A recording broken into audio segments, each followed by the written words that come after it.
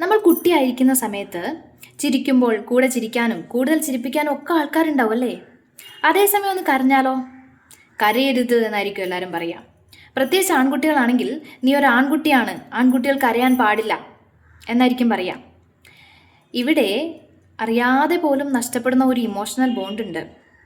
കുട്ടിയെ ഒരു കണ്ടീഷനിങ്ങിൻ്റെ ഭാഗമാക്കിയാണ്. കുട്ടി നാളെ വളർന്ന് വലുതായാൽ പോലും ഈ കണ്ടീഷനിങ് മനസ്സിൽ അങ്ങനെയേ തുടർന്നു പോകും. ഒന്ന് ഓർത്ത് നോക്കി, എത്ര വലിയ ഇമ്പാക്റ്റാണ് ആ കുട്ടിയുടെ ലൈഫിൽ ഉണ്ടാക്കുന്നത്. കുഞ്ഞു കുഞ്ഞു വാക്കുകളാണ്.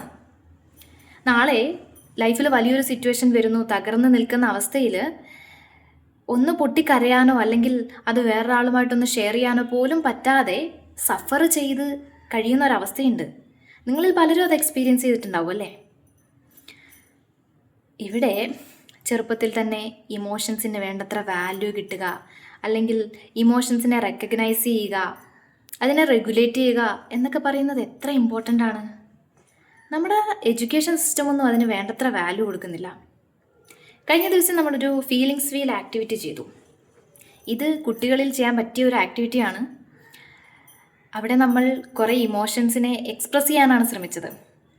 ഇവിടെ കുട്ടികളിൽ ചെയ്യുമ്പോൾ കുട്ടികളുടെ മുന്നിൽ നമ്മൾ കുറേ ഫീലിങ്സ് അവരുടെ മുന്നിലേക്ക് വെച്ച് കൊടുക്കുകയാണ്. അവർക്ക് എന്താണ് ഫീൽ ചെയ്യുന്നത്, എന്താണ് ഇപ്പം സേഫ്, അൺസേഫ്, അങ്ങനെ കുറേ കാര്യങ്ങൾ അവരുടെ മുന്നിൽ വെച്ച് കൊടുക്കുമ്പോൾ അവരുമായിട്ട് ഒന്ന് കമ്മ്യൂണിക്കേറ്റ് ചെയ്യാനുള്ള വഴി കൂടിയാണ് തുറക്കുന്നത്. ഇപ്പോൾ പല കുട്ടികളും അൺസേഫ് ആയിട്ടുള്ള പല കണ്ടീഷനിൽ കൂടിയും കടന്നു പോകുന്നുണ്ടാവാം. പക്ഷേ അവർക്കതൊന്ന് എക്സ്പ്രസ് ചെയ്യാനോ പറയാനോ ഒരു അവസരം അല്ലെങ്കിൽ ഒരു ഇടം ഉണ്ടായിട്ടുണ്ടാവില്ല.